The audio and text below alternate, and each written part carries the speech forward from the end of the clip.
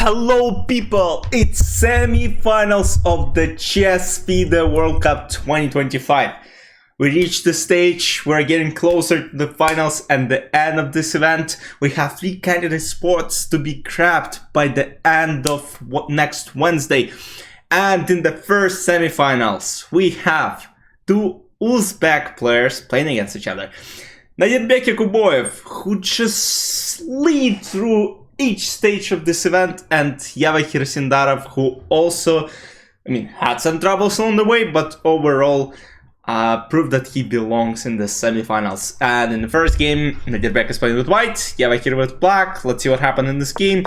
To be honest, I kind of expected that we won't see a lot of course, you won't see a lot of decisive games at this stage of the event, because players do not risk at all. They don't want to risk because a lot of things are at stake.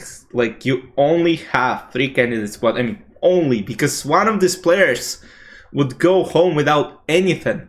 Basically, all the grind for nothing. They would earn, a good paycheck, but at the end of the day, these players want to be in the candidates because that's one of the biggest events of the next year, along with World Chess Championship match in 2026. So, knight c3, c6, queen d3. That's not what we see a lot on this level, but okay. Queen c4, b5. It kind of reminds me of some Miran structures. Basically, the idea is to play a6, push c5 at some point, and black are fine. b4, yes. Queen a5, b3, c5, and at this very moment, you kind of realize that probably this game gonna end in a quick draw. As you might see, it's a prep by Yavokhir. Nodirbek is spending some time on his moves. Bishop c6, takes, c5, knight d7. Yes, and at this point, it's just like, straight draw. We'll get to a more interesting game in a second. So h5, rook g4, they try to go for a little bit here, and the rook g7 draw offer was followed, and they agreed to draw, just to show you the accuracy in this game. So you don't see me, 99.3 and 99.4 for black. So, and now we get to probably the game of the day, as it was absolutely wild. You will see it in a second. Andrey Esipenko plays against Wei Yi. So, if you check the last round's recap, I actually was saying that I'm rooting for Andrey, even though I think Wei Yi is a huge favorite in this pairing. And what surprised me the most, I woke up at 8 in the morning, and by the time I woke up, the game was about to finish, because the game started 4:30 a.m. my time. For people in Europe, it's more convenient to spectate the event. For people in India, of course, it's super convenient because it's like one time zone there. But e6 on the first move in the semifinals, you gotta have balls to do it against 2756 opponent. Like, you gotta know a lot of stuff. Of course, I'm pretty sure Wei Yi would never expect e6 to be played on the first move, but I assume Andrey had some sort of prep. g5, knight c3, d takes c4, knight d4. So this specific line kind of always has some draw routes, because black just plays super solid, and sometimes it's very hard for white to get advantage. Knight f6, bishop d3, c5. c5 is generally a great idea here. By the way, if you don't want to learn theory, that's one of the lines to go with, knight d7 and then knight f6, because here I think knight f6 is best move. And after knight f6, bishop d3, most of the time you would play c5, and apparently it's proof that black are super fine here. Bishop d3, king c7, king e2, a6 to avoid bishop b5. In many lines, h4. So h4 is played for the sole reason of potentially, let's say, if bishop is 7, you push h5 and then trying to push h6 and kind of scare black if they go short castle. So knight d5, long castle, bishop d7, king b1, knight e3, queen f takes e3, not queen e3. F takes e3 is played with the idea to maybe go rook hf1 or rook df1 and try to put pressure on f7 pawn, because after all, let's say if I go rook f1, knight e5, I'll be threatening to play queen h5 and then try to put as much pressure on f7 as possible. And that's why f6 is played, just to kind of avoid any sort of trouble, and e takes d4 in many lines is will be a huge idea. Let's say knight d4, you'll just play a5. Black are actually, I think, better in my opinion. Of course, c takes d4, e takes d4. So c takes d4 right now cannot be taken. But let's say right now, soon, c takes d4 will be followed. f5 to protect h7 pawn.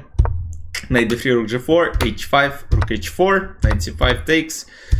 And after queen c5, we get to, let's say, a little bit imbalanced position. White have two isolated pawns, which black are trying to take. Rook hd ideas, maybe some e5, not e4, because I doubt that e4 is one of the ideas, but basically the whole idea is just, the whole point is try to press this pawn, but actually, I mean, e4 at some point will be followed.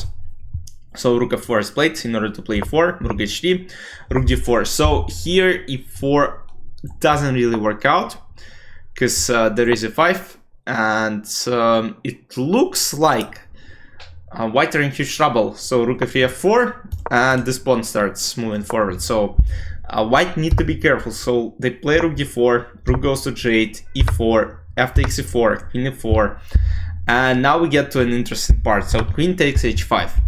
Black are threatening to take on d1 with the checkmate. Sometimes, let's say you play blitz, it's easy to miss. You might play some queen of, not queen of4 necessarily, but I don't know. Honestly, there are a lot of things to blunder.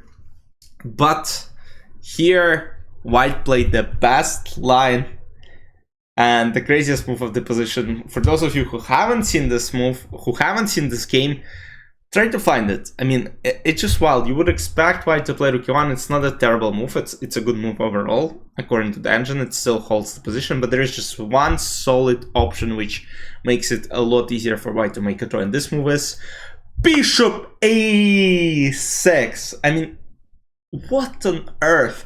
And now black play e5. So black are not only threatening rook, they're also threatening to play bishop f5. So now let's say rook d7, trying to basically attack on b7.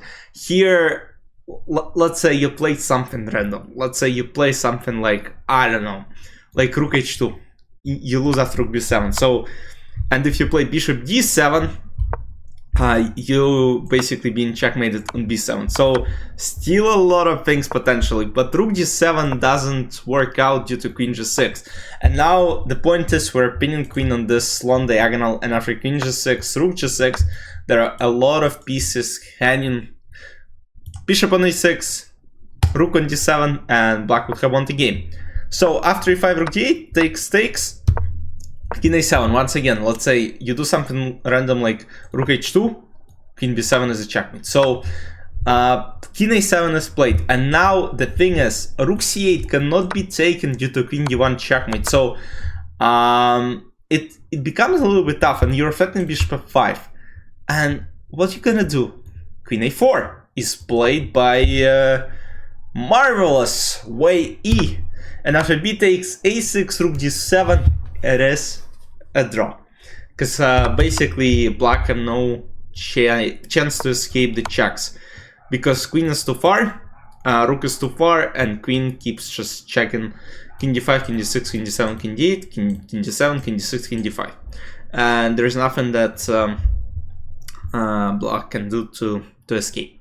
So we have 2 draws in the semifinals. We have 2 games tomorrow morning, and the likelihood of tiebreaks in both semifinals is huge, considering the first draw result. We might still see some decided results tomorrow, but I really doubt it. So let's see what happens. Andrey Esipenko with white tomorrow, Yavokhir Sindarov with white tomorrow. Hopefully you enjoyed. I'll see you tomorrow after the games are concluded, and you know, let me know who do you think is gonna win. See you. Bye bye.